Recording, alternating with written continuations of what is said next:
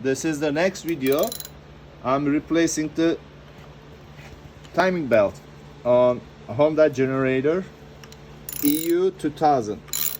This is the last screw. I'm replacing the timing belt cover. This is, you're gonna hit with soft hammer. You're gonna hit right, left,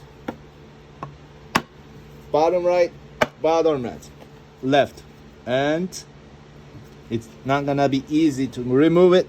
There is a point, one point here. You see? They're moving. When they move, then ready to take out. Guys, this is timing belt. Goes to your basic motor.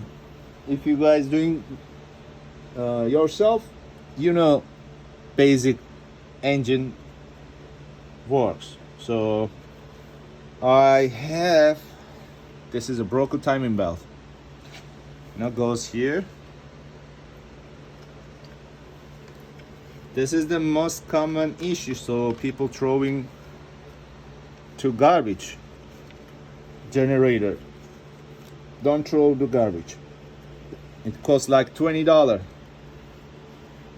When a new one comes, just install it. This is a broken one, by the way. I ordered it already, so it's gonna be on next video. Rebuild it. All right, see you soon.